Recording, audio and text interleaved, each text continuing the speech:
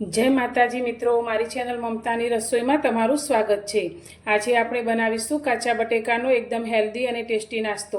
तो अत्यारे वेकेशन में बाळको रोज नवा नास्तानी डिमांड करता होय छे। तो आज आपणे बाळकोने पसंद आवे तेवो अने खूब ज हेल्दी एवो नास्तो बनावीशुं। तो तेना माटे अत्यारे मैं काचा बटेका लीधा छे। तो अत्यारे मीडियम साइजना आ रीते आपणे 3 काचा बटेका लीधा छे। तो पहेला आपणे बटेकानी छाल उतारी लईशुं। बटेकानी छाल આપણે અત્યારે કાઢી લીધી છે। તો હવે આનો આપણે છીણ તૈયાર કરવાનો છે। તો તેના માટે અત્યારે આપણે નાના કાણાથી આ રીતે છીણ તૈયાર કરીશું।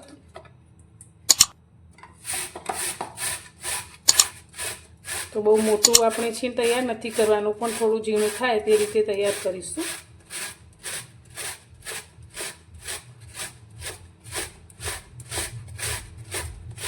तो बटेकाનું છીણ આપણે તૈયાર કરી લીધું છે। તો આ રીતે થોડા નાના લચ્છામાં આપણે તૈયાર કર્યું છે। તો હવે આ છીણને આપણે 2 થી 3 પાણીએ સારી રીતે ધોઈ લઈશું, જેથી તેમાં રહેલો સ્ટાર્ચ નીકળી જાય।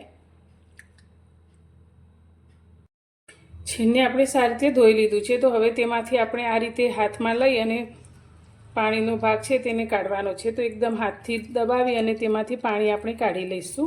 તો બિલકુલ અંદર પાણી ના રહે તે રીતે આપણે દબાવીને કાઢીશું। तो तमे कपड़ानी मददथी पण पाणी ने काढ़ी सको छो।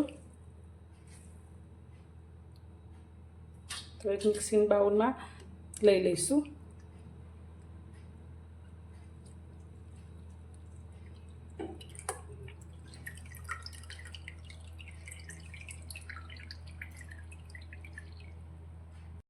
तो છીણમાંથી આપણે બધું જ પાણી દૂર કરી લીધું છે। તો બને તેટલું આપણે પાણી વધારે કાઢી જ લેવાનું છે, જેથી આપણે જે અંદર લોટનો ઉપયોગ કરીશું તે ખૂબ જ ઓછો કરવો પડે અને આપણો નાસ્તો વધુ ટેસ્ટી અને એકદમ ક્રિસ્પી તૈયાર થાય। તો હવે આની અંદર આપણે સ્વાદ પ્રમાણે મીઠું એડ કરીશું। તો અત્યારે એક નાની ચમચી જેટલું આપણે મીઠું લઈશું। તેની સાથે અત્યારે તીખાશ માટે મેં સૂકા લાલ મરચાંને આ રીતે ઝીણા ક્રશ કરીને લીધા છે, ચીલી ફ્લેક્સ બનાવીને આ રીતે। સાથે આપણે એક નાની ચમચી જીરું લીધું છે, તે અંદર એડ કરીશું। તો ખૂબ જ ઓછા મસાલા સાથે આ નાસ્તો બને છે, તો પણ એકદમ ખાવામાં ટેસ્ટી, નાનાથી મોટા દરેકને પસંદ આવે તેવો બને છે। સાથે આપણે થોડો અજમો લઈશું, જેની ફ્લેવર નાસ્તામાં ખૂબ જ સરસ આવે છે।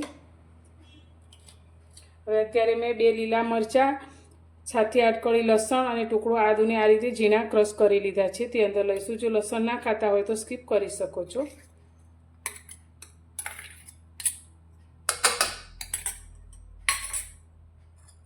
અને અત્યારે આપણે લીલી કોથમીર લીધી છે, તે અંદર એડ કરીશું। તો કોથમીર તમે તમારા ટેસ્ટ પ્રમાણે થોડી વધારે પણ લઈ શકો છો। હવે બધી જ વસ્તુને પહેલાં એકવાર મિક્સ કરી લઈશું।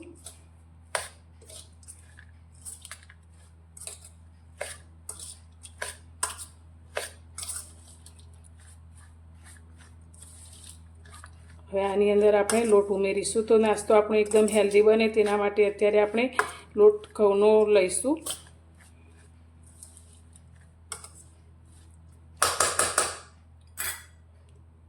તો અત્યારે મેં 1 વાટકી ઘઉંનો લોટ લીધો છે, જેમાંથી આપણે અડધી વાટકી લોટનો જ ઉપયોગ આ નાસ્તામાં કરીશું।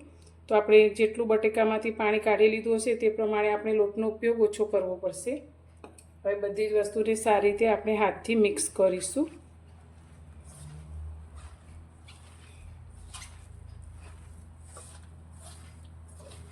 તો અત્યારે મેં બધું જ આ રીતે સારી રીતે મિક્સ કરી લીધું છે। તો હવે આપણે નાસ્તાને શેપ આપવાનો છે। તો સૌથી પહેલાં તો આપણે હાથને થોડો તેલવાળો કરી લઈશું, જેથી તે હાથમાં ચોંટે નહીં। તો આ રીતે આપણે થોડું થોડું મિશ્રણ હાથમાં લઈશું અને તેને આપણે ટિક્કી જેવો શેપ આપીશું।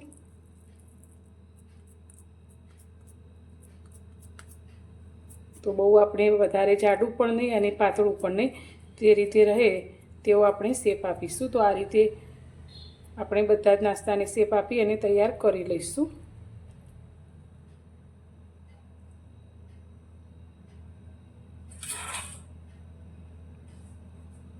નાસ્તાને આપણે આ રીતે ટીકી જેવો શેપ આપી દીધો છે। તો હવે નાસ્તાને આપણે ખૂબ જ ઓછા તેલમાં તૈયાર કરવાનો છે, એટલે કે તેને આપણે ડીપ ફ્રાય નથી કરવાનો, પણ સેલો ફ્રાય કરીશું। તો અત્યારે મેં એક પેનમાં મોટા 4 ચમચા જેટલું તેલ લીધું છે। તો તેલ આપણું ગરમ થાય એટલે આપણે બનાવેલા નાસ્તાની તેલની અંદર લઈ લઈશું। ગેસની ફ્લેમ આપણે અત્યારે મીડિયમ રાખીશું। અને એકવાર જેટલો પેનમાં આવે તેટલો નાસ્તો આપણે અંદર મૂકીશું.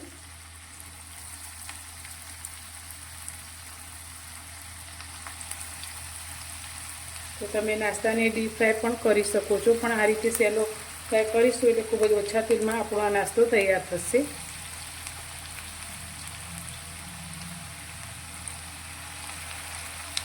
હવે નીચેનું ઉપર થોડું ક્રિસ્પી થાય ત્યાં સુધી તેને આ રીતે આપણે થવા દઈશું.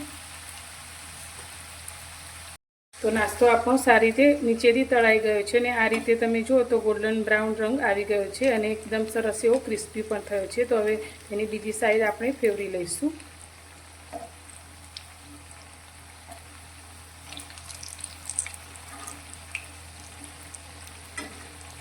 અને નીચેથી પણ તેને સારી રીતે ક્રિસ્પી થાય ત્યાં સુધી તળી લઈશું.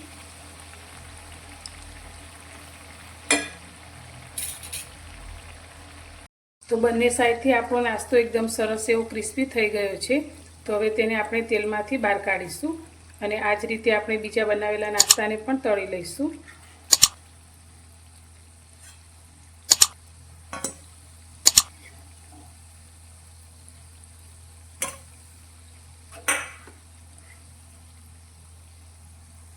તો તૈયાર છે આપણો કાચા બટેકામાંથી બનાવેલો એકદમ ક્રિસ્પી નાસ્તો. તો તમે જોઈ શકો છો ઉપરથી એકદમ ક્રિસ્પી એવો આપણો આ નાસ્તો બને છે અને આ નાસ્તો ચા સાથે અથવા તો ટામેટા કેચઅપ સાથે ખૂબ જ ટેસ્ટી લાગે છે. તો બાળકો પણ મોટાને પણ આ નાસ્તો ખૂબ જ પસંદ આવશે. તો તમને અમારી આજની આ રેસીપી કેવી લાગી તે મને કોમેન્ટમાં જરૂરથી જણાવજો અને પસંદ આવી હોય તો વિડીયોને લાઇક કરજો, શેર કરજો અને મારી ચેનલ પર નવા છો તો ચેનલને સબસ્ક્રાઈબ કરવાનું બિલકુલ ભૂલતા નહીં. તો ફરી મળીશું એક નવી જ રેસીપી સાથે નવા વિડીયોમાં.